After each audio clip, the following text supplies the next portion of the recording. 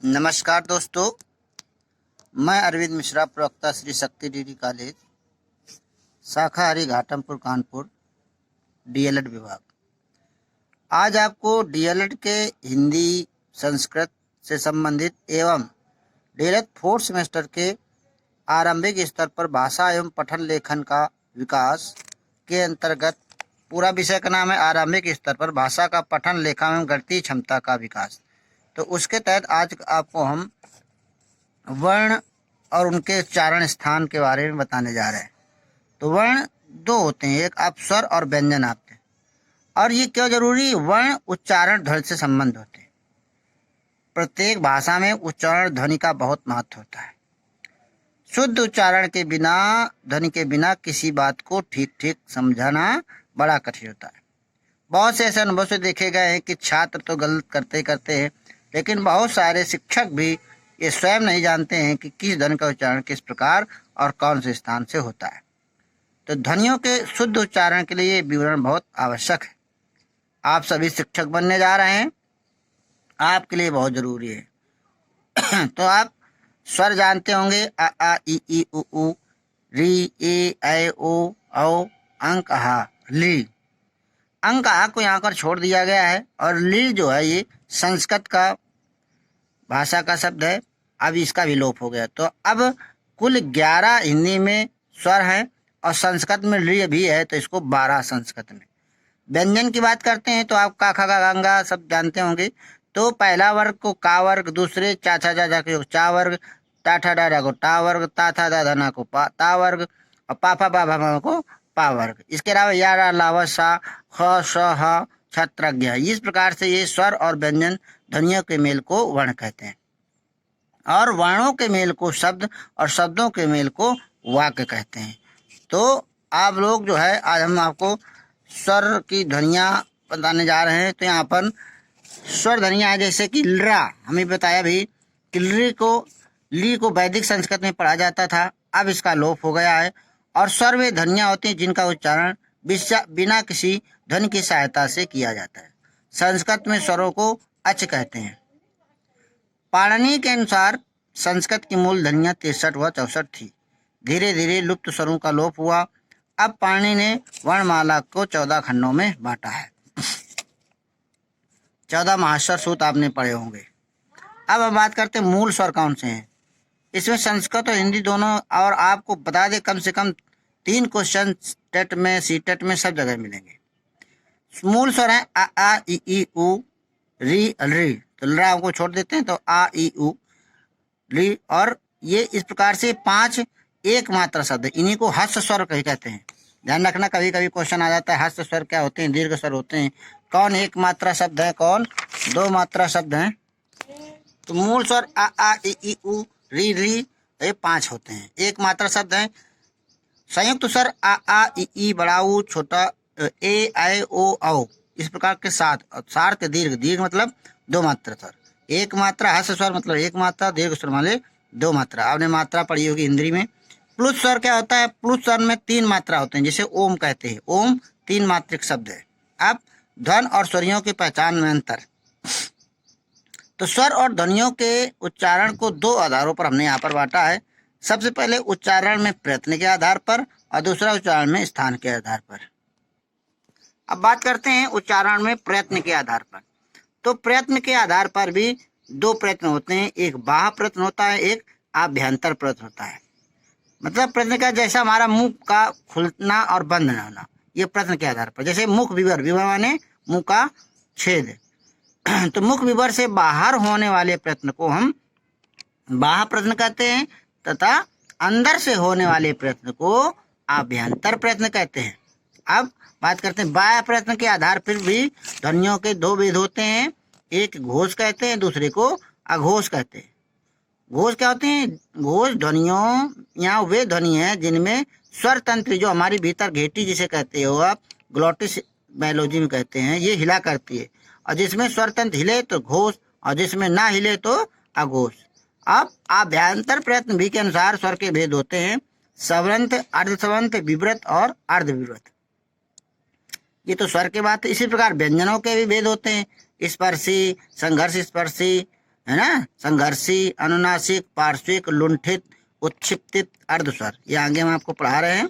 और जीवा की स्थिति, जीवा भी हमारी आड़ी तिरछी चलती है, तो उसके आधार पर 3 प्रकार के बांटे गए। ध्वनि अग्र, अग्र से जब छूती है, मध्य और पश्चिम, 3 प्रकार से। अब बात करते हैं अभ्यंतर प्रयत्न के आधार पर स्वर ध्वनियां कौन सी। तो अभ्यंतर प्रयत्न के आधार सबसे पहले आती है सवृंत स्वर। समृद्ध स्वर माने क्या होता है, इनके उच्चारण में मुख द्वार बहुत सकरा हो जाता है लेकिन स्पर्श नहीं होता है। आप लोग उच्चारण भी करते जाइएगा, जो लोग सुन रहे हैं ध्यान से सुनिए और इसको बोलते देखो। ई, देखो ई, मुंह छोटा सा खुल रहा है और बहुत सकरा हो जाता है और लेकिन कहीं पर छू नहीं रहा है। तो ई बड़ी, ऊ और रा और ऊ, ये तब तुम्हारे जो है, और ऊ, ई छोटी बड़ी, ऊ, ये तुम्हारे समृद्ध स्वर, याद कर लीजिए, आते जरूर हैं। दूसरा आता है अर्ध समृद्ध स्वर, मतलब कि इसमें मुख द्वार बहुत सकरा हो जाता है, उसमें सुकरा होता है लेकिन इसमें बहुत ही सकरा हो जाता है। ए आई, आप लोग ओ, ए ओ, इसको बोलिए और सुनिए, इसको ध्यान से सुनते जाइए और बोलते जाइए। तीसरा है विवत स्वर, मुख द्वार पूरी तरह खुला जाता है, आ ओ, है ना, आ और यहाँ पर ओ है। अर्धविवृत क्या है, तो अर्धविवृत में क्या है कि मुख द्वार अध खुला, जैसे ए और ओ। तो ये आप बोलते जाइए और प्रैक्टिस भी करते जाइए। अभी जिस प्रकार से आपको हमने आभ्यंतर उच्च के स्तर पर स्वर बताए, उसी प्रकार व्यंजन भी हैं। व्यंजनी में स्पर्श व्यंजन, स्पर्श व्यंजन इन व्यंजनों के उच्चारण में मुख द्वार को बंद करके इस प्रकार खोलते हैं कि हवा उच्चारण स्थानों को स्पर्श करती है, वही बाहर निकल जाती है। तो ऐसे स्पर्शी व्यंजन कहलाते हैं। जैसे आप देखें का वर्ग पूरा है, टा वर्ग है, ता वर्ग है, पा वर्ग है, 4 वर्ग हैं जिनको स्पर्श व्यंजन कहते हैं। इनमें क्या होता है, देखो को, खु, गु, मुंह बंद करके इस प्रकार खोलते हैं कि स्पर्श करना चाहिए, कंठ को स्पर्श करें। दूसरा है स्पर्श संघर्ष, कहीं ना कहीं से संघर्ष होगा। इनके उच्चारण मुख द्वार को बंद करके इस प्रकार खोलते हैं कि हवा उच्चारण स्थानों को स्पर्श करती हुई और रगड़ती हुई बाहर निकल जाती है। जैसे आप बोलिए च, छ, ज, झ, तो कहीं ना कहीं इनमें संघर्ष हो रहा है ना। अतः तीसरा संघर्षी, जिनमें ज्यादा संघर्ष होता है। तो इन अक्षरों का उच्चारण करते समय भी सी की आवाज आती है, सी की आवाज आए या ना आए लेकिन संघर्ष बहुत ज्यादा, जैसे खो, गु, जु, फु, बु, वो, शु, श, ह, इनमें कहीं ना कहीं से संघर्ष है मुंह के अंदर। तीसरा अनुनासिक, बहुत टीटी सीटी में पूछा जाता है। तो अनुनासिक स्वरों के उच्चारण में मुख द्वार को बंद करके खोला जाता है किंतु साथ ही नासिका विवर भी खुलता है, नाक से इसमें बोलना जाता है। जैसे न, म, तो ये कुल 5 है व्यंजन, 5 है। स्वर कौन सा है, अंग, है ना। इसका अगर सूत्र है तो हिमण शाणाम नासिका, हिमण शाणाम नासिका, इसमें नाक से आवाज निकलनी चाहिए, जैसे न, न, म। तो इस प्रकार से मुख को बंद करके खोला जाता है। अब आता है पार्श्विक व्यंजन कौन से होते हैं, तो इनके उच्चारण मुख द्वार बीच में बंद हो जाता है तथा हवा दोनों ओर से निकल जाती है। जैसे ल, देखो ल बोलेंगे तो ल बीच में बंद हो रहा है और हवा किनारे से निकल रही है, ल। लुंठित, अब लुंठित क्या होता है, इसमें मुख द्वार जीभ की नोक से शीघ्र बंद हो जाता है और 3 बार खुलता है, 3 बार खुलता है। जैसे र, तो र बोलेंगे, र, जैसे डर, है ना। तो रा में 3 बार मुंह करता है। तीसरा है उत्क्षिप्त, उत्क्षिप्त क्या होते हैं, ये वो अक्षर होते हैं जिनके उच्चारण में जीभ की नोक ताल को कुछ दूर तक छूकर मुख द्वार को झटके से खोलती है। आप जो देखो डो डो ढो डो ढो डो ढो, खोलते झेलती टाइप को, ठो डो ढो, देखिए आप लोग ध्यान से और प्रैक्टिस करते जाइए, मुंह चलाते जाइए। अर्धस्वर, अर्धस्वर वे व्यंजन होते हैं जिनके बोलने से मुख द्वार बहुत सकरा हो जाता है और हवा स्वर की भांति बीच में से निकल जाती है, यो वो, यो वो, शुद्ध बोलिए आप लोग। नेक्स्ट है उच्चारण ध्वनि को दृष्टि में रखता स्वर व्यंजन। जैसे आपके सबसे पहला आता है कंठ। कंठ में हमारा जो गर्दन के बीच कंठ बोलते हैं इसे, है ना, इनमें उच्चारण कंठ से स्पर्श, हमारी जो हवा होगी कंठ से स्पर्श करके आएगी। तो का वर्ग, क ख ग घ अंग अ विसर्ग इतने हैं। क ख ग घ अंग, देखो अब भीतर से आवाज निकल रही है, अ और विसर्ग, विसर्ग जैसे दुख। तो इनका एक सूत्र भी है, अकुह विसर्जनीयानाम कंठा। अ का वर्ग पूरा, हा विसर्जनीयम। तो ये जो है अकुह विसर्जनीयम कंठा है, ठीक है, उनका उच्चारण कंठ से होता है। दूसरा तालब, तालु। तालु किसे कहते हैं? ऊपर के भाग को तालु कहते हैं। और तालु में दो तालु होते हैं, जो आप जीभ से देखिए तो पीछे की तरफ उसको सॉफ्ट बोलते हैं और आगे की तरफ कठोर है, जिसमें देखिए रगड़ बनी है। तो तालु, इनका उच्चारण करते समय जीभ तालु को छूती है। जैसे ई, आप ध्यान से बोलिए और छुआते भी जाइए, तभी आपका शुद्ध है। छोटी बड़ी, च ठ ज झ य और श, देखिए आपको जीभ से जरूर तालु छूनी चाहिए, तभी आपका शुद्ध उच्चारण होगा। इसका सूत्र क्या है? इचु सा नाम तालु। ई वर्ग पूरा, ई अचू और य और श, इसमें ता नाम तालु। अब आता है तीसरा मूर्धा। मूर्धा कहाँ पर है? जो हमारी तालु के बाद का। मूर्धा क्या होते हैं?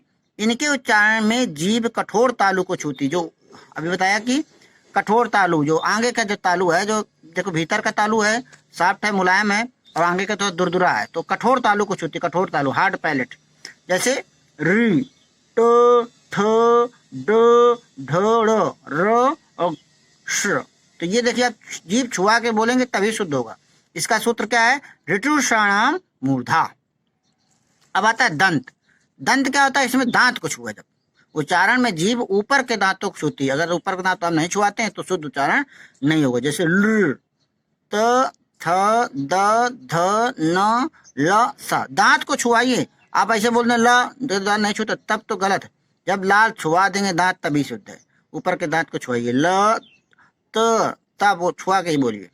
तो इसका नाम है लुतुल सानाम दंता। अब तीसरा आता है दयोष्टम। दयोष्टम क्या है? कि ये वे अक्षर हैं जिनमें उच्चारण में दोनों ओठों का प्रयोग होता है। जैसे पो, फ, ब, भ, म, व, उ। तो इसका सूत्र उ बाद में लिखते पहले होता है उपमानिया नाम ओष्ठा। उ पावर्ग हा, ये जो है ओष्ठ से बोले जाते हैं। दयोष्टम है, दोनों ओठ, चाहे आप बोलिए, देखो तो प, देखो दोनों ओठ छू रहे हैं कि नहीं छू रहे, आप घर में प्रैक्टिस भी करते जाइए। नेक्स्ट आता है दंतोष्टम। दंत ओष्ठ मतलब इनमें क्या है? दांत और ओठ, होंठ दोनों का प्रयोग होता है। ध्यान से देखिए, वो दांतों का भी आप चलना चाहिए। फ, है ना, इसका सूत्र है वकारस्य दंतोष्टम। वह मेन इसका वाही है, वो करस दंतोष्टम, ओंठ भी और दांत भी। तीसरा है कंठ तालु, जिसमें क्या होता है? कंठ और तालु से स्पर्श हो। जैसे ए ऐ, इसका सूत्र क्या है? एदैतो कंठ तालु। नेक्स्ट है कंठोष्टम। कंठ और ओंठ का प्रयोग हो, इसमें कौन से हैं? ओ और औ। तो इसका सूत्र है उदयतो कंठोष्टम। याद कर लीजिए, संस्कृत में भी आएंगे, हिंदी में भी आएंगे। नेक्स्ट है क्वेश्चन बहुत बार आया है कि जीवा मूली कौन से होते हैं? तो इनमें जीवा के मूल का स्पर्श होता है, ना भीतर जीवा, और इनका प्रयोग बिल्कुल लगभग समाप्त हो गया है। जैसे क, देखो जीभ बिल्कुल भीतर से आवाज है, क ख, है ना, तो ये जीवा मूली से जीवा मूलम। अब नासिका। नासिका से कौन से बोल जाते हैं? तो अंग। अंग जो है हमारी नासिका से शुद्ध बोलता है, इसे अनुस्वार भी बोलते हैं, अनुनासिक भी बोलते हैं। तो ये क्या है? नासिका। इसका सूत्र है अनासिका अनुस्वारस, नाक से निकलना चाहिए। अब 10वां है वत्सर। इसमें क्या है? जीभ दांतों के अंदर मसूड़ों को छूती है। देखिए ज, ध्यान से आप बोलते भी जाइए, ज, ई, न, ल, य, र, श। आप छुआ कर ही बोलेंगे तभी सही है, नहीं तो फिर गलत है। अब ये जो बताने जा रहे हैं ये मोस्ट इंपॉर्टेंट है, और इससे क्वेश्चन जरूर 100% आता है। प्राण के आधार पर। प्राण मतलब हमारी हवा, वायु। वायु प्राण के अंदर जाने को श्वास कहते हैं। जैसे हम श्वास लेते हैं तो दो भेद हैं इसके, अल्प प्राण, अल्प माने क्या होता है, बहुत थोड़ी हवा निकले। जिन ध्वनियों के बोलने पर श्वास में कम बल लगता है ये अल्प प्राण कहलाते हैं। इसमें जैसे प्रत्येक वर्ण का प्रथम तृतीय पंचम, याद रखिए अल्प प्राण किसे कहते हैं, क्वेश्चन आ जाता है।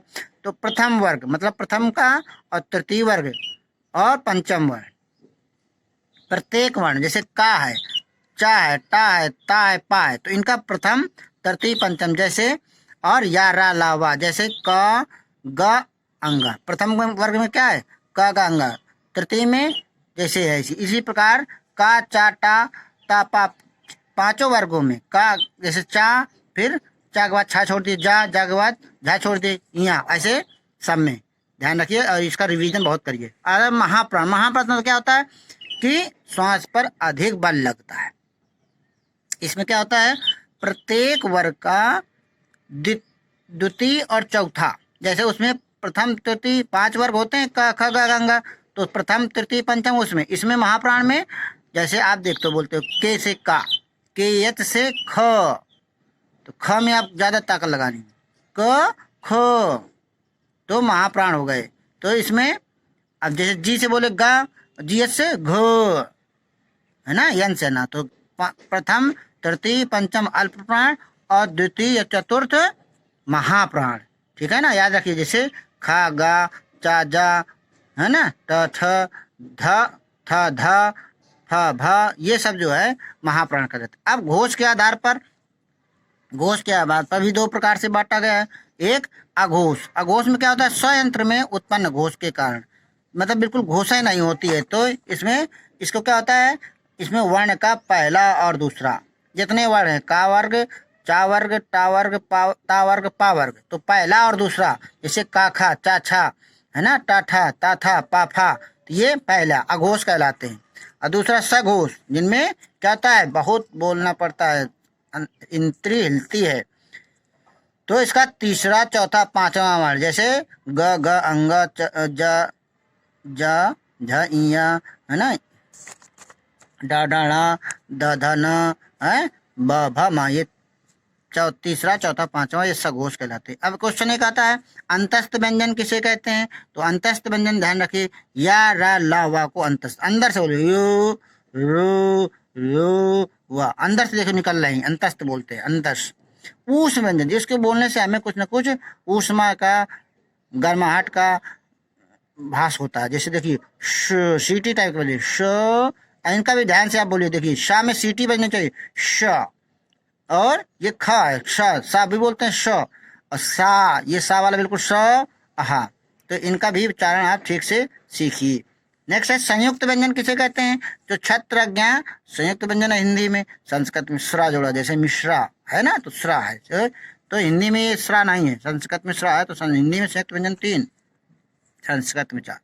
अब ग्रहित स्वर होते हैं, कुछ ग्रहित मतलब दूसरी भाषाओं से लिए गए, जैसे जैसे बोलते हैं ये अ है, तो ये आ हमारे किससे लिया गया, संस्कृत से लिया गया है, और ये क जो नीचे बिंदी लगी है ये हमको उर्दू से लिया गया है ना, जैसे आप जैसे जैसे इसमें आ मतलब क्या, कॉलेज, कॉलेज आ रहा है, तो ये उर्दू से लिया, संस्कृत से लिया गया, जैसे बुद्धू, है ना, बुद्धू, तो इसमें भी संस्कृत से लिया गया है। और आपने जैसे जा के नीचे तो फारसी है, ज, जैसे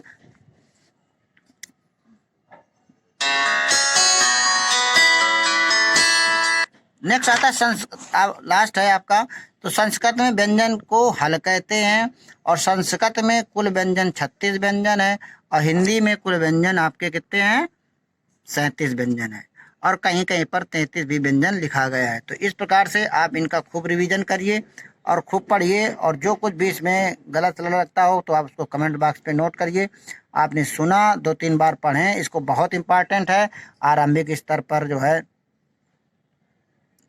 बहुत ज़रूरी इसका। तो बहुत बहुत धन्यवाद, नमस्कार।